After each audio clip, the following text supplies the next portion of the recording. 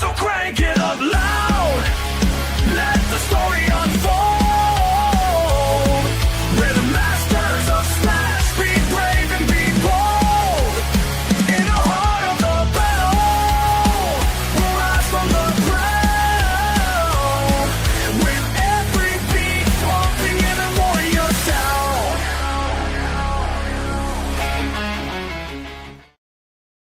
Hey, what's good? What's good? Hey, welcome to the Smash Masters podcast, where we talk collision repair, PDR, everything in between. And I'm Stefan Eschi. That's Nick Priest. Welcome to episode 83. First show of 2026. First show of 2026. Alex is also first up in here. What's going on, Alex? Nice You to hit see it you, first buddy. today. Thank you for coming in. For sure. How was your week? Yeah, it's pretty good. I mean, started off, well, you know, I did that Lexus fender. I got probably 6 or 7 more. I got a couple dropped off at the house to do. I mean, hey, I can't complain. It's been good starting off. That's good. What's up, John? Good. Staying busy. Yes, I have sir. so myself. I've been fixing cars out in the I don't know, 10 to 40 degrees, anywhere in that realm. But it's been, it's actually, I want to share that my initial reaction to getting into PDR, mobile PDR, was worrying about the cold. Right. Because I don't like the cold. I don't like it when somebody opens the door in the body shop. I don't like the cold. So thinking about working out there in the cold wasn't that fun. Let me tell you, when you prepare, you bundle up, put the layers on, you have the right stuff, maybe a heated sweatshirt, maybe a propane heater of some kind. It's not so bad. It's not that bad, is it? It's really not that bad. You just, you go to town, you're working on something, so your mind's not on the cold, it's on the dent. Mm-hmm. So I'm really encouraged. Not as bad as you thought it was going to be. Like, nope. Yeah. No, well, I'd probably take this over your heat. Well, I mean, today it was 59 degrees. I mean, I'm sitting here like, where is the actual cold? I mean, I got a little buddy heater I was thinking about using too, but I mean, it ain't gotten cold enough for it. That's great though. Yeah. Yeah. Looking forward to MTE. That's coming up soon. Yeah, I did want to bring up, I don't know if it was today. I think it was today. It was kind of talked about. PDR techs out there all know the name Paul Corden.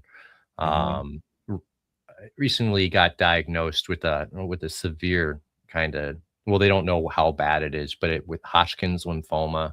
Yes. Just no good.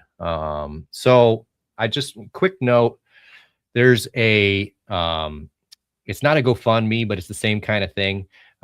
It's attached to our Smash Masters Facebook.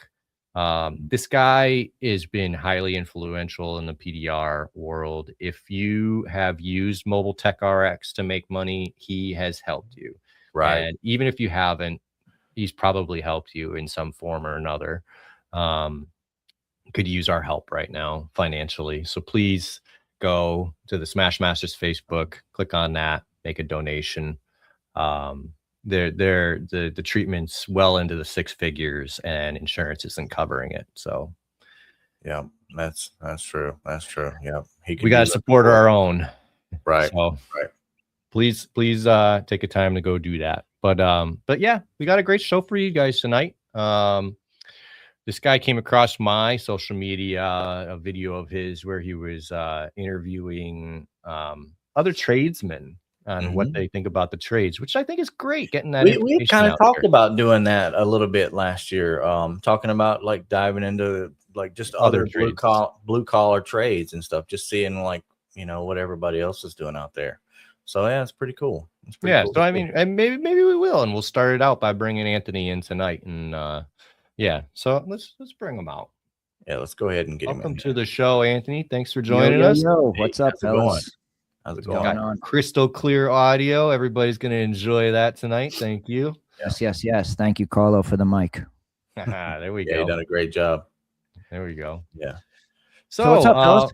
Yeah, I just want to get a quick background from you. So can you tell me how you got your start in working on cars?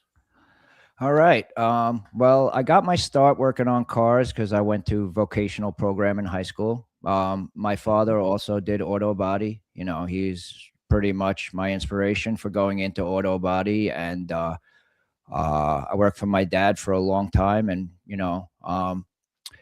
it was a family business. And I got into auto body because, I looked up to my dad and I wanted to, provide Kind for of my a family. And I saw that that was a way I could. So I did.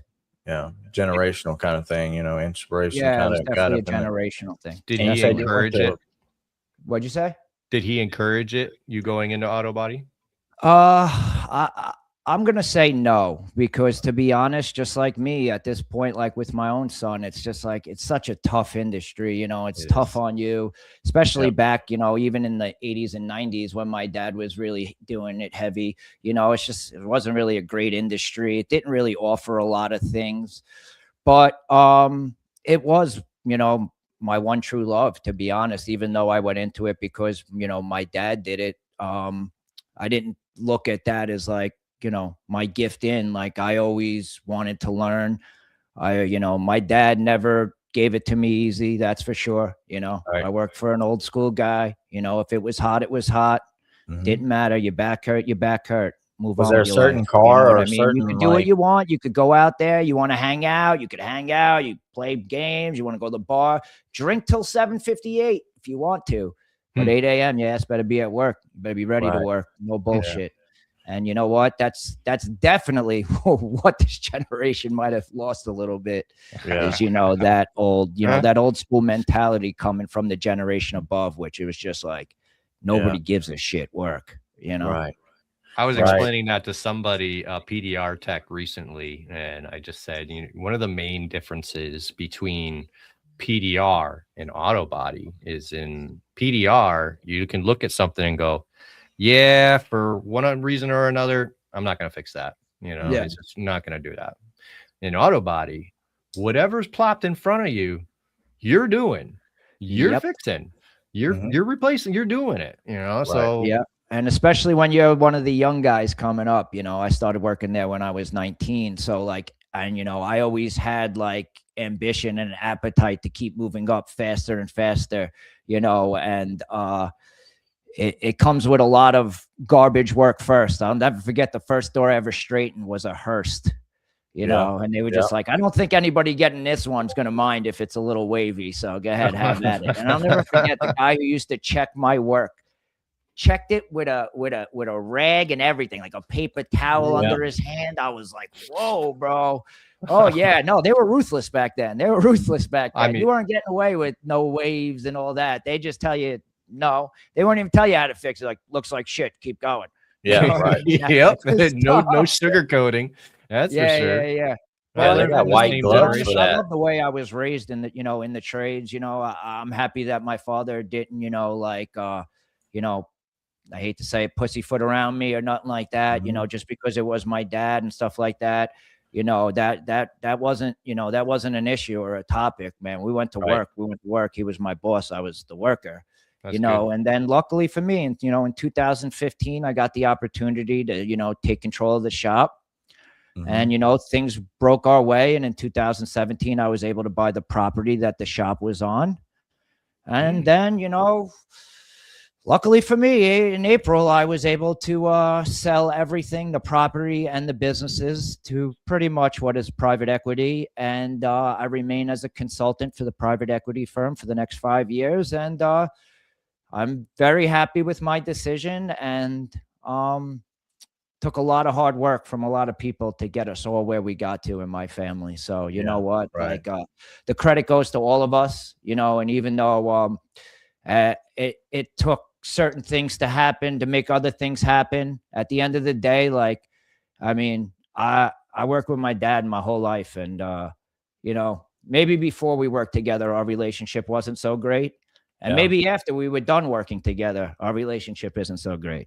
But the years we worked together and stuff like that, it was probably the best years of my career for sure. Oh, Looking that's back on it, interesting.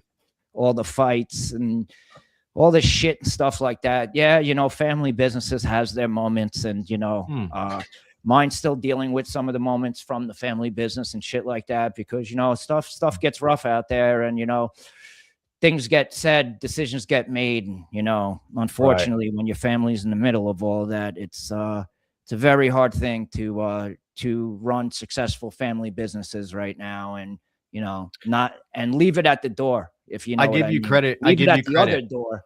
You know, Yeah. to leave I that give you credit at for work. doing it.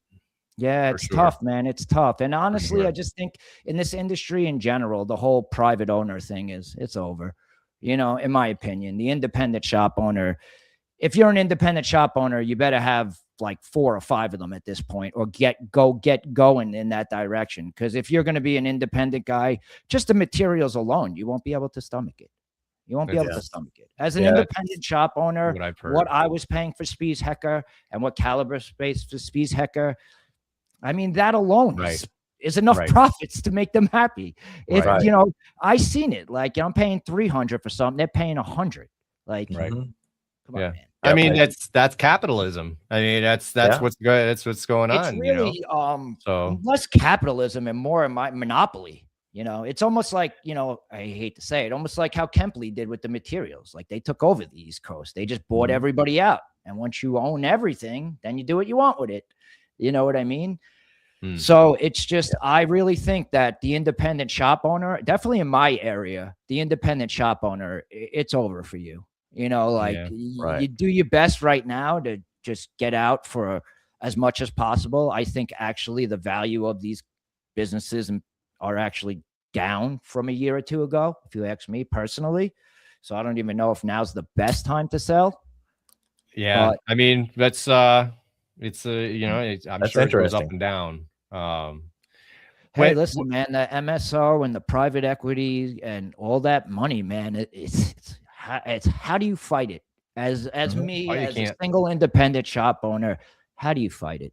You can't. And the admin that they keep dumping on us, that's the end of the independent guy. We can't handle that. You can't handle having 3 guys in the office when you have 3 guys in the back. You know what I mean? Yeah. It's tough. It's tough for sure. You know what I mean?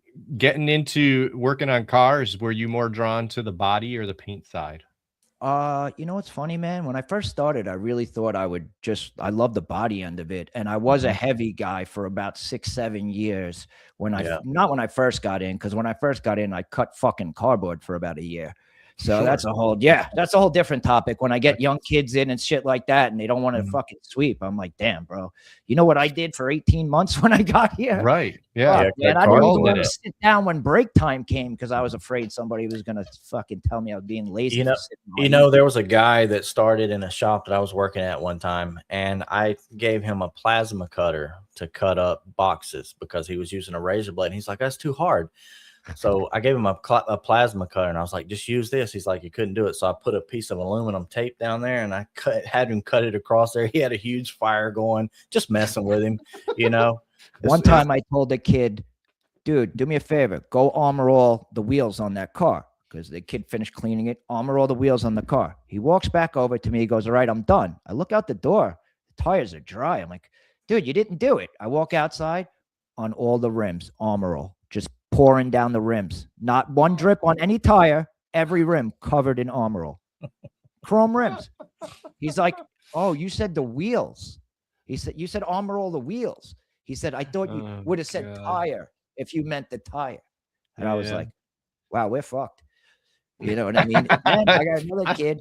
I'm in my office. Listen to this quick story. You want to laugh? I'll give you another quick story. I'm in my office. My guys come in and they go, listen, we let this go on for too long, but you got to come out here and do something about this kid. I'm like, what's going on? I come in the back. He's got the broom and he's casting it like a fishing pole, and he's pulling the dirt back on himself. Like, oh, wow. And I'm like, bro, listen, the directions are in the name of the tool. It's called a push broom. You fucking push it. Where do you think he got that idea from? I have no idea. But now this is a kid that is already in some type of vocational training. Right. Like, I got this kid as an intern. Like, they're not teaching you how to fucking sweep the broom the right way. What is going on? Yeah. I mean, I do use that. And I put the shop up for sale. I was like, it's time. That was the one that did it, huh? There's no hope. I've used that exact thing to test out new kids. I mean, I've done it multiple times. So, I mean, you give me a kid who knows absolutely nothing. First thing I'm going to do is tell you to sweep up some Bondo dust. So you sweep up the Bondo dust. That's not the easiest thing. That stuff's really fine. So you got to know how to do it. So when they fail, which they always do, I go, no, this is how you do it. And I show them how to sweep up the Bondo dust, get it all. And then I give it back to them. And if they can't do it, you ain't gonna make it. Yeah. You know, ain't that's gonna another make it. big thing I was taught when I got into this industry. I'm gonna show you once. Right. Once. Mhm. If you don't get it and you didn't listen or you don't pay attention, I'm not telling you again. So that's what every guy I learned from said would be like, listen, I know you want to learn, and I will show you one fucking time. Yeah. That's I don't it. agree This with it. is but not that is something you need to how be I was shown Yeah. 3-4 times. You know, that's why Well, it people depends always what like, it is, oh, yeah. You know, I've actually been getting a lot of younger females that have been interested in auto body. I have a 15-year-old girl that I've been working with since she's 13. I told her her mother just messaged me. She's like, my daughter wants to learn how to weld. I was like, really? She's 13. So if you actually go through some of my reels, you'll see the video I made with her. Like, she's awesome. Like, I taught her how to paint now. She comes in, she paints cars with me. She knows how to weld. She calls me every week. Can I come in? Can I come in? She'll go in when I'm not even, like, at first I was like, listen, you're a young girl in a shop. I was very nervous, you know, like this day and age, you never know either. So like the first few times I was like, as her mom, I think you should like stay, hang around, see what this place is like before you leave your 13-year-old daughter around these animals, you know. But to be honest, to my guys' credit and to her credit, yo, she fit right in with the guys. The guys love her. They love to show her and help. Like, she could ask them to do anything. She goes in there and works when I'm not even around anymore. And like, they love helping her out. And that's just like, I go to show, like, if you just come in and you show a little bit of like, you want to learn something and you want to be there, dude, any guy, you got to be a real asshole not to stop and try to help a kid out that wants to learn something. That's taking interest in something. Like, when a kid looks at me like I'm God because I painted something, I'm like, wow, it makes me feel good. You know, like I actually do have this skill. That's another thing I tell all these kids when I go talk to them. Like, listen, your accountant might have a lot of money. He might be happy. You know, the lawyer might have a lot of money. He might be happy. But what are they really creating? You know what I mean? Like, what do they get to stand back and go, wow, I did that. I made that. I created that. Your tax return. And I tell these kids all the time too when I go talk to them, you guys want to be YouTube stars? You want to be social media stars? Nobody's watching anybody doing taxes on social media. Right. Everybody that's watching content, it's because it's a hand-driven content that people are taking enjoyment out of watching. Like, come I think on, it's harder mowing the grass at 100 miles an hour, making $1 million a month, knocking on old ladies' doors. They think they're doing the old lady the old lady's like, oh, you're going to do it for free? He ain't doing shit for free. He's making $1 million off that clip. Yeah. Right. You know, so that's what I tell these kids. Like, you want to get into media, even maybe you're into photography with a niche into cars. Like, you know, you go into media with cars. Like, you know, like the guy who makes content for me, like, he's not media for cars, but that might be an angle because not everybody wants to cut their hands. You know what I mean? Like, I don't care. My hands are still filthy dirty with paint. I love it. That's bro. I've seen some really awesome drone footage, like of photography, drone footage, videos, all that kind of stuff. And for me, like, I would have never thought about using that type of stuff, you know, but being creative like that, like, people think like photography, like you just stand back and you're just, you know, let me get you a picture, but it's so much more than that. And even once like, since I've been media, doing this stuff, I've learned a ton. Dude, you learn that a lot more goes into this than you went. Right. For sure. What's up, Patty Clark? My boy. So so we were talking we got you through learning some auto body. You ever do anything else other than auto body with cars? With cars, not really, man. To be honest, Okay. I mean, I owned a mechanical shop also. Okay. So like the way I had it set up, I bought my body shop and then there was a building next door. So I bought both the buildings and there was a guy in there who was a mechanic, but over a couple of years he left. I took it over. So I started my own mechanical business. It was a Okay. 5-bay building. So on Yeah. the 3 bays on the left side, I had a full mechanical business going. And on the 2 bays on the right side, because the shop was split by a wall, I opened up ceramic coating, window tinting, all that Smart. accessory bullshit. Gotcha. And so because I already had the auto body shop going, so pretty much I had it as like I had an auto body shop here, had the mechanical shop here, and the tint and wrap shop here, and it was like I'm on a peninsula. So that I've done that, and oddly enough, in 2020 when COVID hit, I opened an in-ground pool company with my brother, and it went nuts, man. To be honest, I mean, it went nuts. I mean, you know. Me and him out of nowhere, we just decided to open an in-ground pool company. I had some contacts that reached out to me that said, hey, if you want to give this a shot, you can make a lot of money. So I said, hey. Strike while the iron's hot. That's awesome. Dude, listen to me. I still couldn't put a filter together right now, but I definitely did about maybe 200 high-end backyards. We did some crazy stuff, some crazy waterfalls, like did some really nice stuff. We had some really big headaches too. Do you think auto body's bad to do, man? You should try doing home construction. Oof. Yeah. Because man, at least the car comes to us and the customer just gets to see it fucked up and see it fixed. Where when you're working at people's houses, especially in your backyard, when you like, dude, it's nonstop. These people are real rough.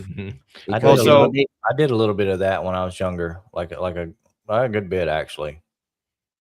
People are rough, man. Yeah. Especially around here. And, you know, like it was like we were working for a lot of people that were like, had money. They went to work and they had like, I hate to say this, a younger wife at home doing Taebo all day.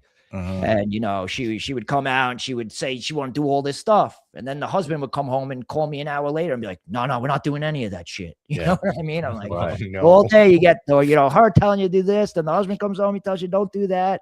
I actually had a couple of guys working for me that were fucking champion bodybuilders. And at a couple of the houses, a couple of the husbands were a little uncomfortable.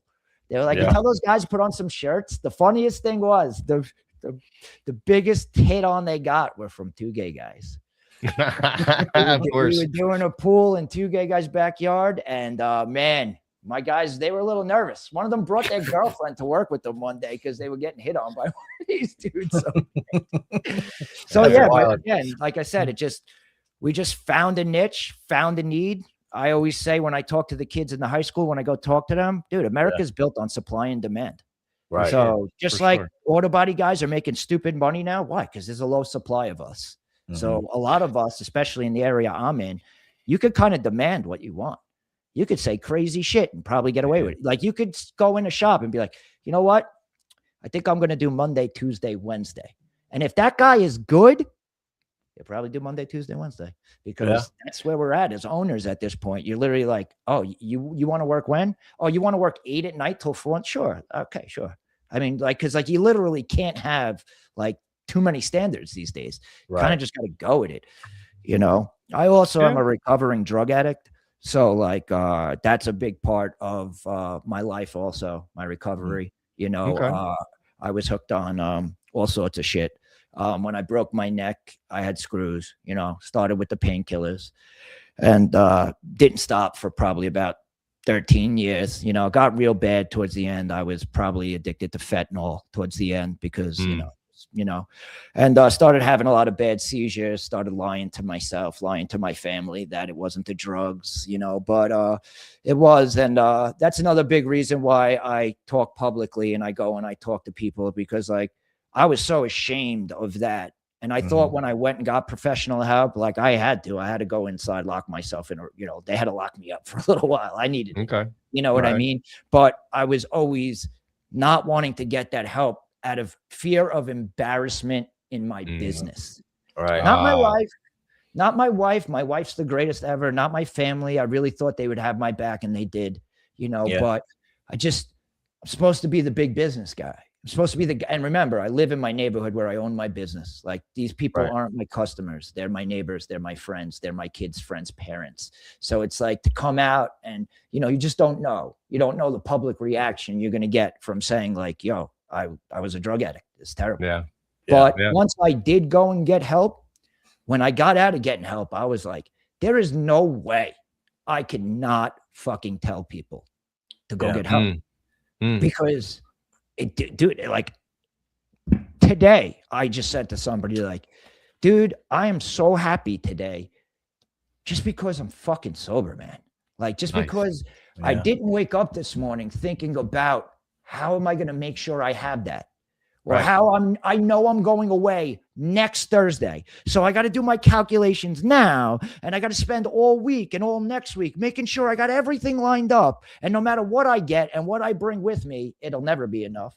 You know what I mean? So Yeah. like, I just didn't want to hide that because I thought once I got out, I told my guys I was going on vacation, you know, like I was like, you know, because I did, you know, you never know. Because I was Right. ashamed. I was embarrassed. I was ashamed of myself. I was ashamed of the man I became, you know. So, but after getting help, like I couldn't hide it, man, because I wanted somebody else that was like fucked up like me to know, like, dude, you could do it, bro.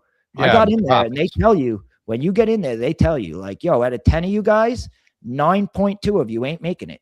Yeah. Out of Right. 10 people, not one of you are going to actually stay sober. And I was in my mind, all I heard was there's a 0.8. There's a 0.8 in there. He said 92, 9.2. He said, so there's a 0.8 of a person who's staying sober. I'm going to be that fucking 0.8. Yeah. And dude, so far, knock on wood, it's been 3 years in December. I've been that 0.8. But That's you know, awesome. it could always sneak up and get you.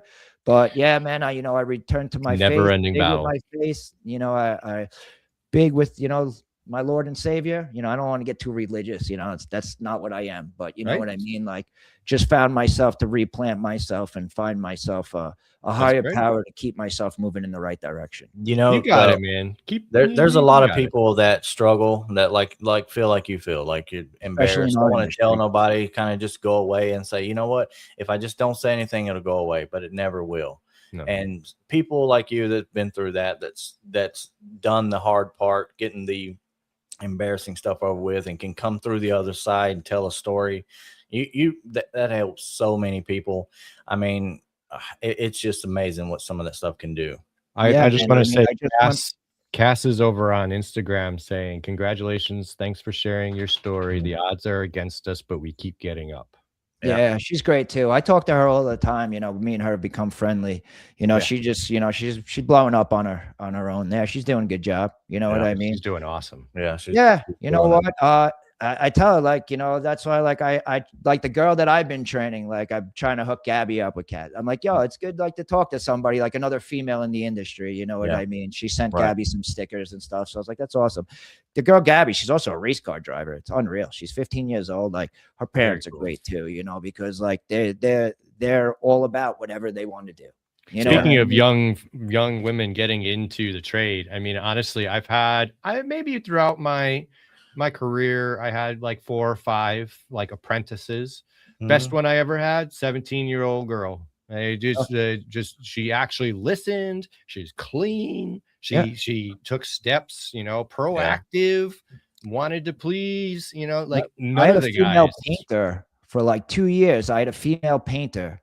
And unfortunately, she went back to drugs also. So I had, I let her go at that point because she was another. Honestly, man, I would say I don't really run into many guys in this industry that either A, don't have a problem, B, didn't have a problem, or C, still having that problem. Dude, I hired a painter on a Monday. I turned my cameras on at 6 a.m. I'm getting out of my bed.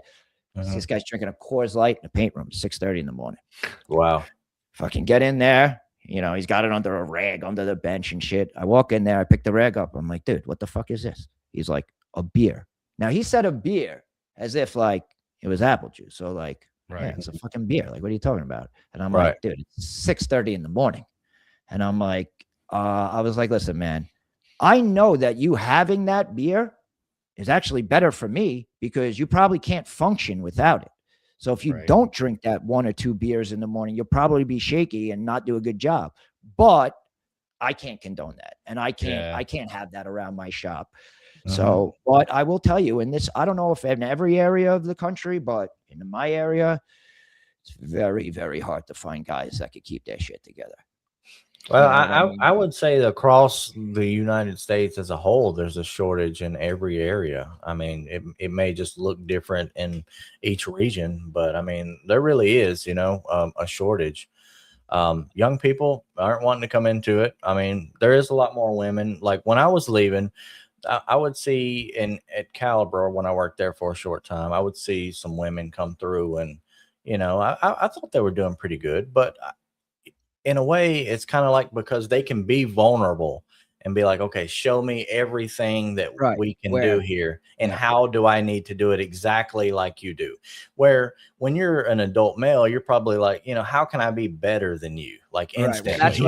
Well, that's what when I saw Cassie's video, when I talked to her, I was like, yeah, you asked for help. Like, hey, could I get some help? And I'm sure nobody has a problem. I'm like, but when you're an 18-year-old boy, you go over to a grown-ass man and you're like, I don't know how to do this. Like, oh, you don't know how to do Right. this? Come Yeah. on, baby boy. Let me go show you how to do this. Yeah, And let me Right. they dad don't you real mean quick. it, like, they don't want to, but let me tell you, man, the young kids today, they can't really take that type of hazing. Yeah.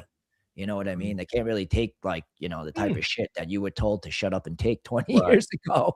Then you ain't be turning the bathroom lights out and throwing M80s in there. They'll cry. No, I Yeah, remember. right. I remember it bugging me when I was young, and going home, and the guy that my mother was dating at the moment said, honestly, if they ain't messing with you, they don't like you. So Right. 100%. That's what I if tell they're all of them. messing with you, they like you, and it Right. totally, totally flipped it in my head, and I was like, not upset anymore, and totally, Yeah. but. An auto body It's shop is interesting. not a place for a sensitive kid. I'll tell you right No, now. definitely Because, not. No, and to be Definitely not. honest, though, 100%. like, I mean, you're an adult, and I think things have gotten a lot better. Everything in the industry has gotten a lot better. The safety equipment's gotten a lot better. Then, Yeah. dude, we had The the door shut. We didn't information. have vacuums 20 years ago. It was freaking, you couldn't see your hand in front of your face when it was the middle of the Right. winter and all. My shop's small. It's only like 2,700 square feet. So it's like 6 bays in a booth. So like when you shut the doors and you have no vacuums back then, Yeah. it was Yeah. fucking brutal. Yeah. So like I do say like the safety has come a long way. Mhm. I still don't wear an air helmet when I paint. I wear a regular charcoal respirator. I mean, I probably should wear an air helmet, but You at don't this like the point way now, it messes with your vision. yeah, and at this point now, I mean, I'm pretty sure like, the story's written on my body at this point. So, like it is what it is. Wearing an air helmet now after 20 years of cigarettes, fumes, weed, and whatever else I could throw in my face. I'm pretty sure, that's another major reason why I sold the shop, is because like if I really feel like I have 10, 15, maybe good health years left in me, I know I'm only 42, but I'm gonna be honest with myself, man. Like, dude, I beat the shit out of my body, internally, externally, between working so hard and all the drugs and everything else and sleep and whatever else I could conjure up. I just don't think like, I don't see me having that 65 to 80 run that's going to be good. Like, Yeah, I right. truly feel like I probably have 10, 15 good years in my lungs or whatever, and I want to enjoy them. And if I It's good to stayed be the owner of the realistic. shop, Yeah, Dude, good I to had to be realistic. Yeah. But I you can't would- be I would married hope to for two better for you. things. I was married to the shop, and I was cheating on the shop with my wife for the last 20 years. You know what I mean? Mm. That's the way it is when you're in business for yourself. Up until when my dad, after my dad left, I had no other partner really. You know what I mean? So it Right. was like, it's kind of by myself at that point, and I had my brother helping me, and me and him had some issues. Like I said, it's never easy. Blood and fucking business. Fucking Yeah, ruined my right. relationship with him. Unfortunately, it sucks. You know what I mean? Like, and there's just things that you can't go back on. There's things you can't take back. Things that maybe you wouldn't take back if you could take back. And, that's probably from everybody involved. And that's just what happens in certain situations when they hit their course. But I don't Absolutely. regret anything. I don't regret working with my dad. I don't regret working with my brother. I think in the end, it really was the best relationship that the three of us ever had, was when we were working together successfully. Yeah. It was probably the best that we've ever been. But, hey, man, business is hard. Family is harder. Business and family is really hard. Yeah, know. absolutely it is. I don't Absolutely, think it I is. would take that on myself. So yeah, And definitely listen, man, props no to matter you. what anybody says, that, even if you're a 50-50 partner, there's always a chief and there's always an Indian. And it's just the way it is. I mean, there's just in every business, there's the guy that somebody's going to look to make the fucking call. Right. You know what I mean? And that's the boss. Yeah. That's just the way it is. I mean, people say it all the time, like, yo, the workers will tell you who the boss is. They Mhm. go to you. They Right. go to the boss. You know what Yeah. I mean? Yeah, So, you're not I wrong mean, there. It makes sense. It makes sense. And I do think, you know, getting rid of the shop, selling the shop, and moving that part hopefully away from my family life will, you know, in turn, when things settle down and the dust settles, you know, maybe in the end it'll be the best for all of us. Yeah. You know, but Yeah. what are you gonna do, man? You know, life's tough sometimes, and business is tougher.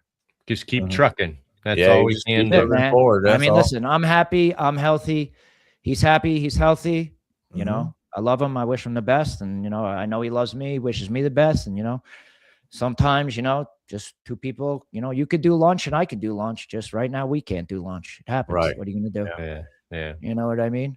Right. But other Absolutely. than that, I'm going to tell you guys a little bit about my nonprofit, because That's that's what I was mainly just what I gonna came ask on you for, about. even though we went Yes. through the auto body saga and drama of the industry. Mhm. I mainly came on because I opened a nonprofit once I sold all the companies, called Trade Up, Level Up. And it's a nonprofit trying to connect the youth with the trades. I didn't Yes. single out Awesome. auto body because, to be honest, it's very hard to push kids into auto body right now. Mhm. So I didn't want to, I also wanted to give myself as wide a latitude of audience as I could. Because Yep. like we were talking Smart. about before, if you focus on just one thing like auto body, even though it's my niche, it's hard to grow it. You know, when you Mhm. open up to 15 trades, it's easier to funnel people in. Yeah, So I agree. because I'm using the media to build the nonprofit, I was like, okay, I got to make sure that I could include as many people as possible to get as much audience as I can. But sometimes that kind of pushes me out of the auto body space also. You know, like I'm talking to you guys now, but for the most part, I'm not really in just the auto body space. Mhm. So I just wanted to have as much opportunity to get as much support also. So like if I go to Milwaukee or I go to DeWalt, like I don't want to be like, I'm just pushing auto body. Maybe they don't have a lot of tools that they want to do that with, because Right. that's the kind of support I'm looking for from sponsors. I'm not looking for anybody's money. I don't really need anybody's money. You know what I mean? I more need, like, I'm looking for corporate support. Like, how could you help me help these kids? And Yeah. how could I help you look good for helping these kids? Because Gotcha. let's be honest, it's the only reason why they're going to do it. They're not doing it because they care. They're doing it because it's good publicity, that they're getting behind a nonprofits that are trying to push kids into the trades that Mhm. use their tools. You know what I Right. mean? So like, that's why I just went trade oriented, because I want to be able to maybe open up to any type of sponsors. Also in New York, where I live, the unions are huge. I Okay. mean, if I could go back in time and not go into auto body, if that wasn't a thing at all, you know, I would definitely try to go get into a union. All my friends that went into the union, either one or two things happened for them. Either they're doing very fine, living a good, normal life. They have a house, you know, normal life, nothing crazy, but Mhm. normal life. Or they went out on their own after being a union tradesman in 10 years, and they're all multi-fucking millionaires right now. Those are the two people I know, all my friends in the trades. They're either one or the other. None of them are the fucking guy that's like on the balls of their ass, can't fucking get it going, you know, you can't pay their light bill, because all my friends that work with their hands find ways to make money. Right. Like, that's what I tell these kids: train your hands. You'll never go hungry. Like, no, I don't know shit about a pool, but I could fucking dig a hole with my two hands. Not hard. Okay. Yeah. So like I tell these guys, you might be an electrician, but maybe your buddy, the plumber, needs a hand for the day. He's going to give you $300 for the day. You know, like, once you use your hands and you train your hands and you're not afraid to use your hands, then the possibilities to make money is endless. Is there a 100%. specific trade that kids kind of lean towards more than the other right now that you've seen? Well, listen, I mean, electrical right now, in a way, although I am pushing it to a lot of, I think it's going to be oversaturated very soon. Think so? Because I feel like with AI and all this data center shit and stuff going on, everybody's heavy electrical right now. Even the data center company put out some press release that we're going to be down 300,000 electricians soon for what they need to do all these data centers. I personally am pushing my son is going into HVAC. Okay. Everybody that I've talked to in all the trades, plumbers, electricians, all of them, they all tell me the same thing. HVAC kind of encompasses all of that. Yeah. They're like, we're not electricians, licensed electricians, but we do controls and all that. So we are very electrically, good. They do so many different things in HVAC that It's another diverse trade. You learn Yeah. plenty of little things, just like auto body. right. And like the steam fitters union in the city, I mean, them guys making nutty money, man. And I interviewed, if you go to my reels, you'll see a steam fitter I interviewed. I didn't even know this. They could work till 55, retire, and start the next day at the same union and run another 15-year career and have a double pension from the same union. Really? Yeah. No, I didn't know that. You could retire after 15 years in, but you have to be 55. So you could get on at age 40, say, work 15 years, retire, go back the next day at your same salary. It's not like you start over at the beginning, work another 15 years, and they'll give you a double pension for that. They're the only union in the city that does that, though. Do you have to finish the second 15? Because then you're 70. Yeah, Right. Point. Right. But listen, hey, at least it's out there. At least it's an option. No, it's cool. I mean, That's me, interesting. that sounds fucking crazy to me. Like, That's interesting. because, hey, listen to me. Most guys aren't retiring, and not in this industry at 55. You know what I mean? I don't see any auto body guys usually retiring. No owners either. If there's any owners left, 68-year-old. most of the shops out there now are being owned by corporate. It's not a lot of like independent little guys left. Well, I mean, around by me, there's probably a lot left because there's 900 auto body shops and 30 square miles in New York City. But I don't know, man. Everywhere I go outside of New York, I mainly just pass corporate calibers and whatever else is out there. I've seen some, what is it, Joe Hudson's and Crash Gerber's, Crash Gerber's. Well, didn't Gerber buy somebody, or Caliber buy Gerber? One of them didn't two of them get together? Aber and Gerber or some shit. Joe Hudson was bought by, or no, Joe Hudson bought a bunch of Classic Collision. Yeah, I think it was. Was it? Auto Body America. Joe Hudson got bought by Crash Champions. Or it was that way, or Joe Hudson got bought by Caliber. Either way, or just big companies eating bigger companies, eating bigger companies up the food chain. You know what I mean? That's what it's going to be. That's the future of this industry. Those companies already had how many fucking locations? And then they combined. Caliber's got like 2,800 now or something. Right. And then they combine themselves with a Gerber or something. It's like, come on, bro. Like, I thought we weren't allowing monopolies in this country. Yeah. You know what I mean? Like, because, dude, because it's what it's moving towards. Because slowly the market, they're just smoking it out. You know what I mean? And the next thing they'll start to do is they'll start to offer some type of insurance kickback or something where they won't charge to apply seam sealer. You know what I mean? Yeah. And you know what I mean? Like that one thing alone would end every independent owner out there. You know what I mean? And when these big corporate deals are being made, and like the independent guys getting left out of that conversation. You know what I mean? Yeah, I get it. But McDonald's, it's kind of like a franchise ownership. There's a lot of those out there, but not everybody privately owned, at least. Yeah, but there's so many other better places, and people go to those because they're better. You just have to be better than the other guys at what you're doing, and you just have to play the game. I agree with you right now, yes, but I do believe in 5-10 years that won't matter, because honestly, the next generation just goes where the GPS tells them. So right now, as an independent shop owner, if you want to come to me and I'm not on your program, you will probably have to sit on hold probably about an hour. And that whole time you're on hold, you're just going to get a beautiful message in your ear that if you go to their app, this will take 30 seconds. You'll be all good. Flowers will come out from the heavens. They do. Or you can wait on the phone. So you tell me if the 20, 25-year-old kid who can't even wait till Thursday for his Amazon package makes you pay $4 more to get it tomorrow at 7 a.m. You mean to tell me that's the kid that's going to wait their turn? Yeah, all right. Good luck.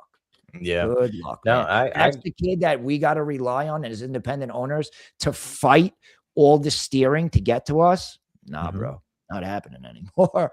You know, it's not happening anymore. You see it. Like Mhm. we used to have generational customers. You know what I mean? Like even if you moved away from here and 45 minutes away from here, you would still come back here because your dad came here and his dad Right. came here. Right. And Yeah. it didn't matter, especially if you were somebody's daughter.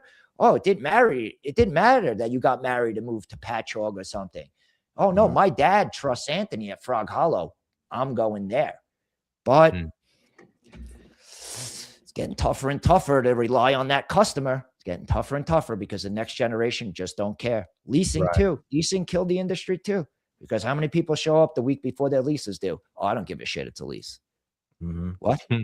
I understand that, but the paint that goes on it still costs the same. Yeah. Right. You Right. know what I mean? And I tell people all the time, can you paint half my hood? No. Why? Because when you go out there, somebody's going to go, who the fuck did that? And you're going to say, Anthony from Frog Hollow did it. You are not going to tell them that you are a cheap motherfucker. Definitely. It never happened. It'll never So happen. that's why you got to Yeah. protect your reputation, and you can't do Mhm. things like that because people go out there and they'll slam you. And as Right. the independent owner, again, another major issue, reviews. Dude, independent shop owners, we get fucking killed if we get a bad review. It is a nightmare for a small business owner to have bad reviews. You Yeah. know, I have like 4 bad reviews. None of them have anything to do with the work on the car. It's all stupid shit. You know what I mean? But does anybody check the reviews before they go in Home Depot or Lowe's? No. No. No. So again, but the hardware store, if you got a bad review about Jimmy in the hardware store, one stupid Mitch called him a creep. Nobody's Right. going in the hardware store. Right? Mhm. Yeah. So again, Yelp is just to trash small business. Dude, when you get a bad Yelp review, Yelp will call you. They'll be like, we can't delete the review because that's against our policy. But for $300, they'll find Jimmy Hoffa before they find that review on this website. Yeah. Right. Come on, bro. It's an extortion ring. You know Yeah. what I mean? And Yeah. these people are playing into it, by doing the reviews. And I Well, always Yelp- laugh. Can Yelp is anybody horrible. happy do a review? Nope. Very rare. Only pissed off people will sit there for a fucking hour. Yeah, you're Yeah. right. One guy blamed not seeing his kid on Christmas on me because he didn't get his car back. I'm Oh, like, bro, wow. if you didn't go see your kid on Christmas, please do not blame me for that. Okay, that's crazy. That's Oh, my crazy stuff right goodness. there. I mean, most of the people here are not even signed into Google to even leave a review. Like Well, I mean, I can ask 200 people and I'll probably get one. I will tell you a funny story about how I changed my review future. I got a bad review. Here we go. So I'm like, all right, how am I going to compound this? So, I had a girl working in my office who was 20 years old. I gave her $200 and I was like, yo, when you're at the bar Friday night, 5-star review, free shot for any guy. Bro, you had to see these reviews coming out. I had the most magical hands when he worked on my car. Dude, people were coming into the shop like, whoa, bro, I read your reviews. Those things, man, they must really like you. Like, no, those are shit-faced college kids that wanted a free shot. But look how much of a joke this Yelp thing really is. It's a That's joke. funny. It's a Right. scam. It's an extortion ring to extort business owners out of $300 to hide reviews. You know what I mean? Yeah. You're not wrong. I have seen people, I mean, There's when I groups first- that do that same thing. Like, Oh, out yeah. here. Oh, They- yeah. They just Oh, go yeah. in. Well, you that- know. Well, I like hope- yeah. the group shit. Like when I go in those groups, like we were talking about before, about this is the argument I always have with every tech, and I know we were talking about it off camera a little bit. Is, in my opinion, flat rate was not designed for any technician.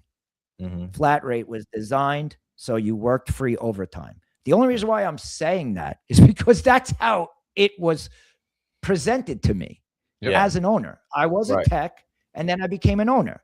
So I Mhm. didn't hear that pitch as the tech. I heard you can make a lot of money. You could work as much as you want. You got as much cars out there as you want. You can go fucking Right. crazy all day long. Yeah, control That's your what I got schedule. as a tech until I found out as a tech that my $50 an hour job is now $17 an hour.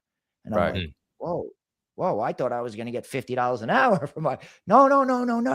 And I'm like, wait, but Hmm. when we work on Saturday, we get time and a half right now. Fucking making Yeah. $90 an hour on Yeah. Saturday. Yeah. Why would I want to do that? Right. And I'm like, shit. Then I became an owner. And the same guy sat in front of me and he gave me the other side of it, which was like, these fucking guys will work 90 hours a week and you ain't got to pay them one fucking penny of overtime.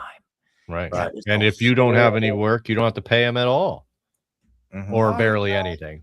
Sorry, guys. And listen, I understand, you know, just like me and Nick were talking, in his situation, he couldn't be an hourly guy. But all I'm saying is if everything is equal, Mhm. if it's not, it's not. If the only way to get to your $2,000 a week as a heavy guy, if that's what you're shooting for or whatever you're shooting for, Right. is to be a flat rate tech, burn your fucking house down for 6 days a week to get there. Mhm. Okay, I guess that's what you got to do. You got to do what you got to do. But if the option was that or make the same $2,500 a week take home and you could go take a shit and it don't matter, I just can't see how guys could still say everything even flat rate was made for the technician. I've had this fight with 700 technicians. Well, Yeah. fuck you.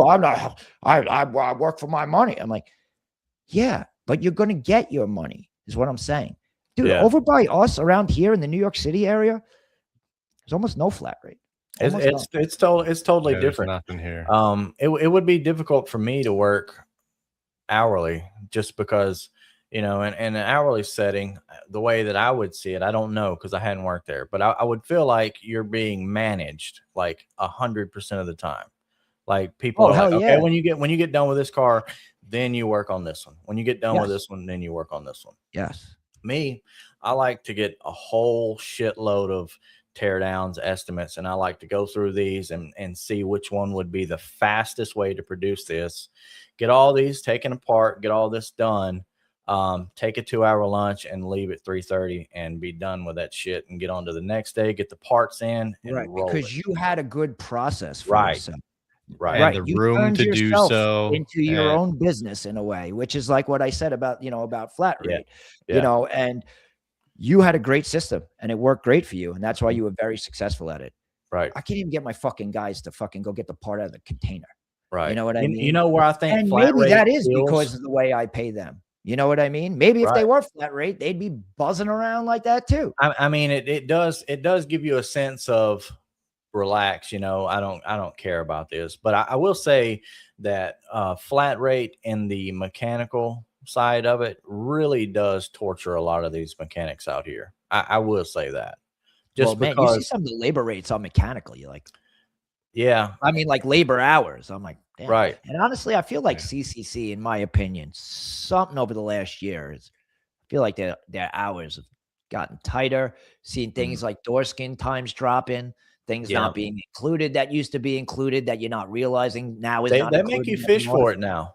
They Yeah. make you fish for it You because gotta write a good ticket. there's so much other data you can source from that you pretty much have to anyways nowadays to get it back to OEM standards, that they're just Oh, yeah. pretty much basing it down, and then you add all these line notes to get back to where you were. I mean, you know, I don't know. It's a If I hear lot the more word work. It's a document lot one more more work. time. If you hear the Yeah. word documentation one more time, I might throw Oh, myself yeah. off a cliff. Yeah. You know, Feel like a lawyer. take a picture and do it on a supplement. If I hear Yeah. that word, it's a funny thing too, man. Like 15 years ago, it was like the worst thing in the world if you needed a supplement. Like if you were a Right. Geico DR, oh God, all they gave a shit about was your supplement ratio. So it's like Mhm. you better get it on the first time. which we Severity. made sure we did. Yeah. You know, Right. now it's crazy. It's completely opposite. Now it's Mm. hell no. We ain't paying for nothing up front. Mm-mm. Everything's a photo on the back end and a supplement. But I was like, man, that's going to make our supplement ratio go nuts. Like, yeah, we're not even calculating that anymore. I'm Yeah, like, they that's don't crazy. care Yeah, anymore. they don't Like care last about week, that. that was the biggest thing. You know, that's Mhm. another thing about the industry, you know, constantly changing. You know, the goalposts constantly moving. You know, Yep. they constantly come up with something else for you to do. And the Mhm. You know, cars, like another step. cars are You know, keep same getting thing like monthly parts, cut. you know, Yeah. like, you know, they want us to use parts traders now, the DRs. You know, Mhm. listen, I'm not saying the program probably has its benefits, but man, it's a rough program in a DR setting because you got to like ask for parts and then come back an hour and a half later and check who like from the junkyards in America put Right. in parts for you. Mhm. But And that they're not sucks when you're shipping to writing you an estimate. from where I'm at.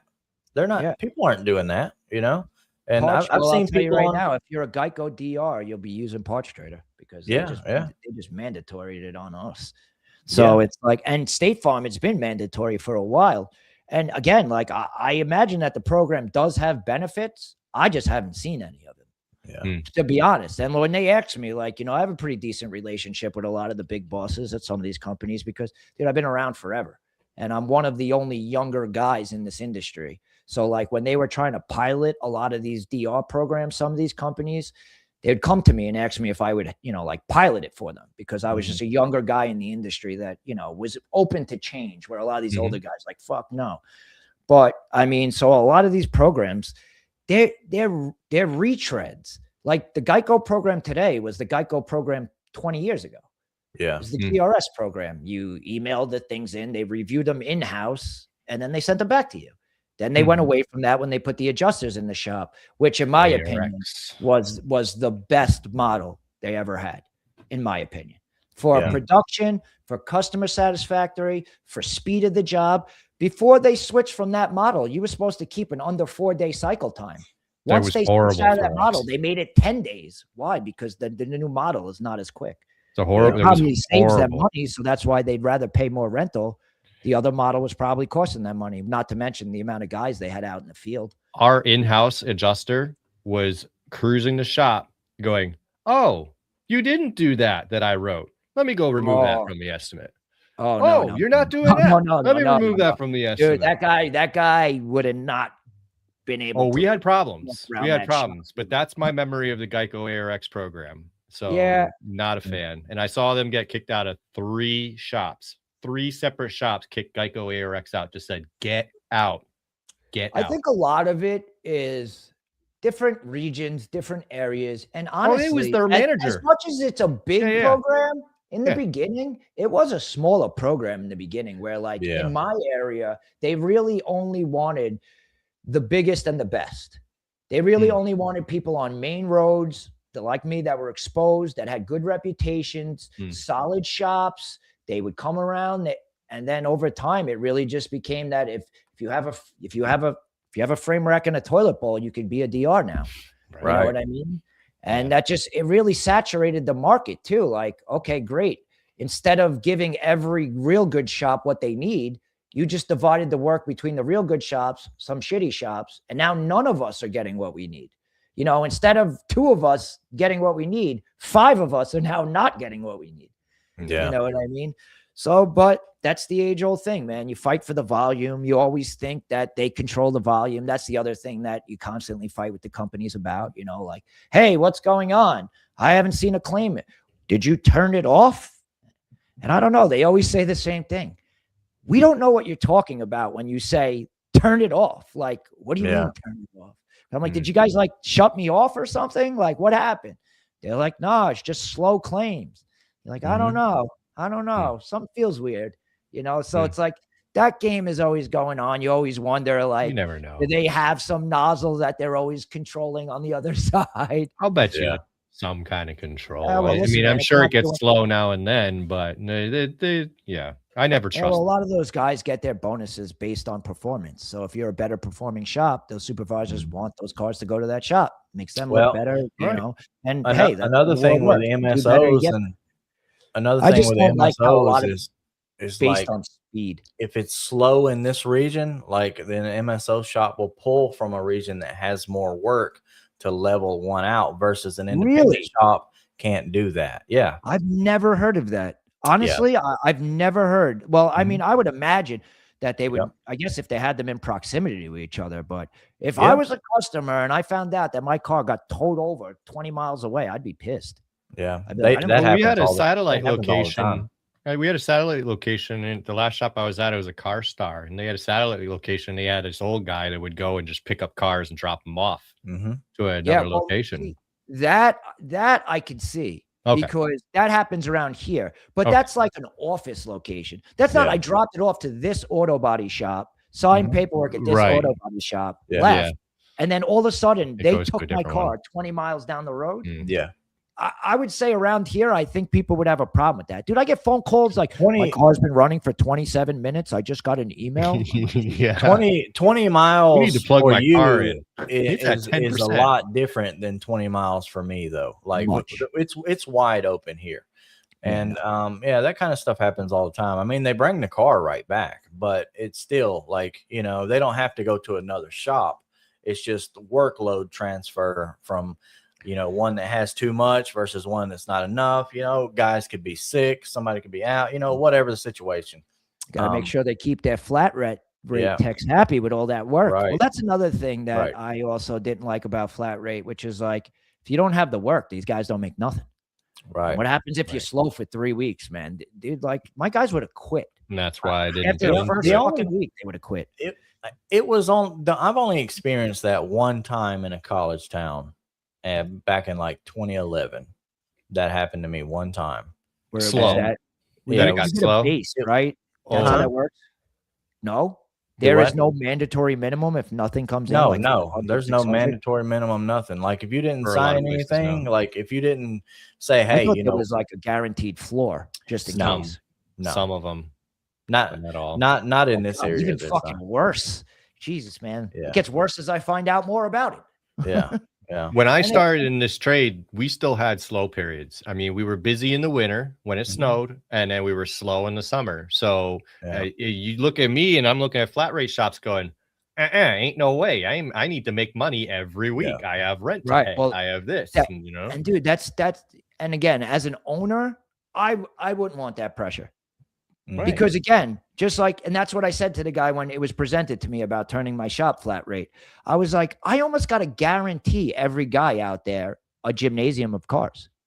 Yeah. Because if I'm going to tell you, well, the way you're going to get this 2,500 a week now is you're going to have to burn 200 hours. I better have fucking 800 hours worth of work outside. Right. Because if you don't, Or I'm sticking around. that's not the way it works. You know, like, Right. hey, you told me I'm on a commission model, but you got to have the cars. Well, that's where it That's the comes big thing, in. too. That's where it comes in. The writing has to be more detailed. The hours, you can't just put, like, if you got a damage that's like huge, you know, like a 2-foot damage quarter panel or something, you can't just put, oh, we'll put 6.5 on that and it'll be good. You know, you have to write it, and you have to write everything like legit. Well, the setup and the measure, that's funny you said that, because for the longest time, adjusters and they use setup and measure and pull. So Mhm. that way they didn't get flagged for labor hours on repairs. Right. Come on, everybody know. Don't worry, I'll hit you with a setup and a measure. That'll take care of the extra 2 hours, because if I put 10 on that quarter, I'm going to get flagged. So I'll Right. put 8 and 2 Yeah. here and 2, well, you know, like that type of game. But Mhm. that game's gone now too, because you got to turn in the measurement sheets. So when the adjuster goes, yo, I'll throw a 2 on there to make the hours work. Mhm. Nah, bro, because it doesn't work anymore, because now I actually have to do that function. Yeah. Because right. what you're saying is you're trying to tell me to accept that function in place of the other hours, which in a way is fraud in itself too. You know Right. what I mean? Right. Like, so, Yep. but that's a whole different topic. It's like, Yeah, how many we could gray go- areas does everybody live in, where at the drop of a hat, they could decide they don't like this gray area and you did something very wrong in this gray area. Right. You know, and Yeah, how many we don't gray wanna be areas caught are in there. this industry? The whole industry is gray. Yeah, I mean, it just depends. I mean, like if you got a quarter panel that's $1,500, it pays 16 hours to put it on. I mean, and you have wheelhouse damage, you got to add for wheelhouse damage, seam sealer, all that other stuff. But if you can save some of that, you know, just get you some wheelhouse damage, quarter panel damage, get you new flares and stuff. I mean, you can write a decent amount. I mean, because you're looking at 1,500 plus 16 hours worth of labor. I'm not A good saying writer. max all that all the way out, but I mean, you Correct, can put like you more said. than $400 on it. You just You have know? to really have somebody that could really fucking write a car. And Right. in my opinion, they're becoming far and few between. Yeah. The Oh, guys yeah. that really know what they're doing. And I'm not talking about, you know, like, you know, Mhm. Larry or any of these people that are like, No, on I'm that. just talking about basic. I'm just talking people. about just a guy that could do his fucking job. You know Right. what I mean? Like, I'm not talking about anything crazy. Talking about just Mm-hmm. a really good estimator, knows what he's doing, knows where to push it, where to pull it. Yeah. You know, understands that if we got paid $400 for a used quarter and 50,000 hours de-trimming, if the brand new quarter was $550, you should just buy the brand new quarter. You know what I You know mean? who the Like, best person is for a job like that? an ex-body tech. But guess who isn't allowed to quit their job? A body tech, because we need body techs. So the fact that we're keeping body techs and painters and everybody in the shop, not moving them up into a growth position like in the office, now you have to hire outside people that have never put their hands on tools. Now we have a bad writer. Now you pissed off all your techs. Right. Well, that's like what we were talking about before. Like an adjuster used to just be a tired body guy. Yeah. That's what an insurance adjuster was. He was just a guy that was tired of swinging the hammer. Yeah. Right. You know what I mean? But it was somebody you could have a reasonable conversation with. Right. You know, it's funny. In the year 2000, I actually worked for Geico for 1 year. Okay. And I was going to go into their adjusters program and all that stuff. Yeah. And dude, I got so much resistance. Well, I worked there and then I was going to go into the program. And the manager called me in his office and he's like, Anthony, you don't get it. You know about auto body. They are afraid of you. And I'm like, what? I'm like, I thought I got the job because I have auto body experience and that makes me good. And then he's like, no.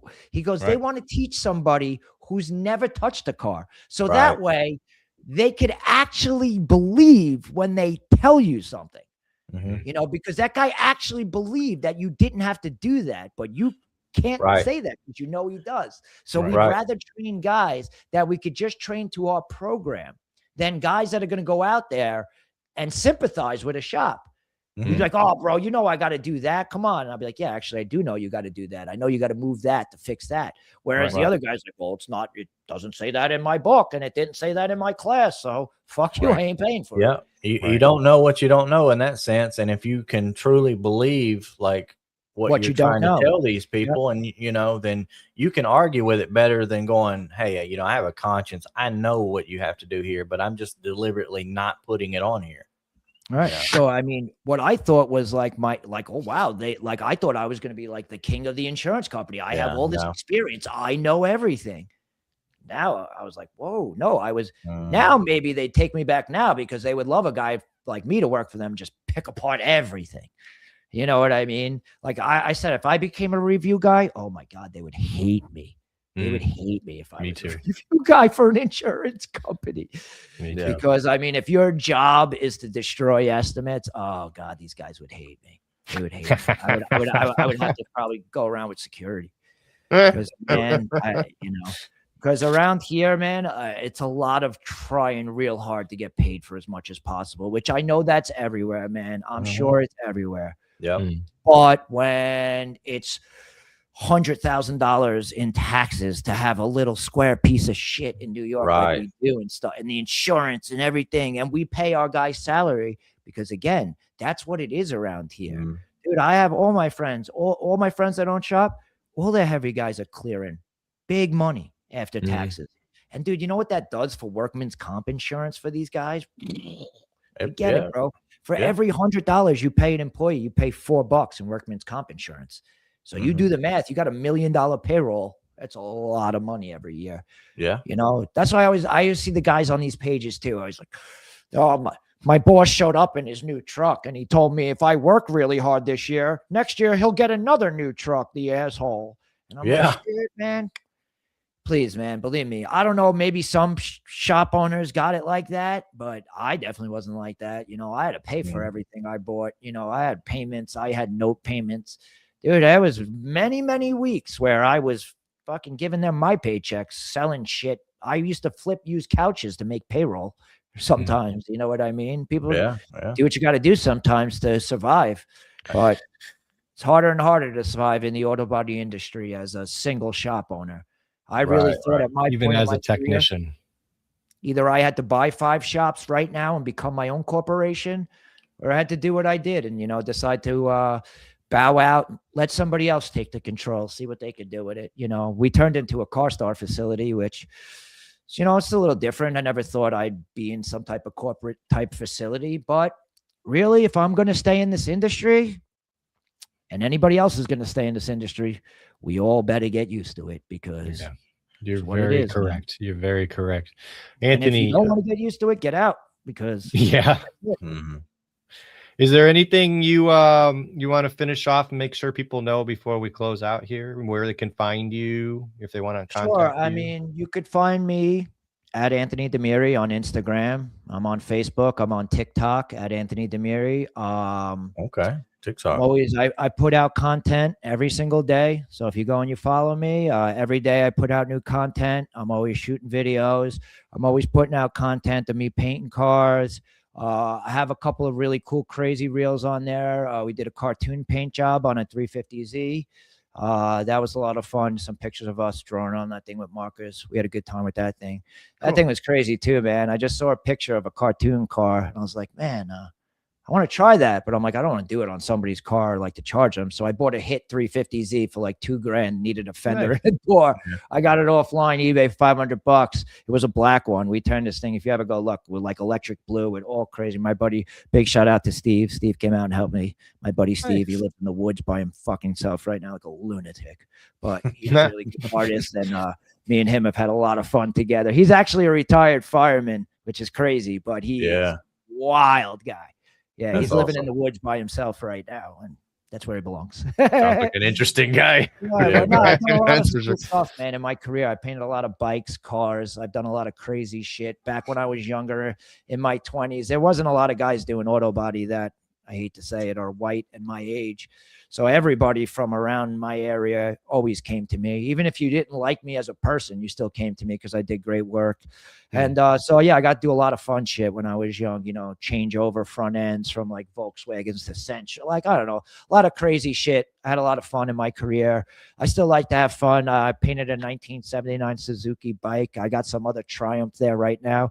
I still love my craft. I love my career. I love getting up every day and going and do what I do.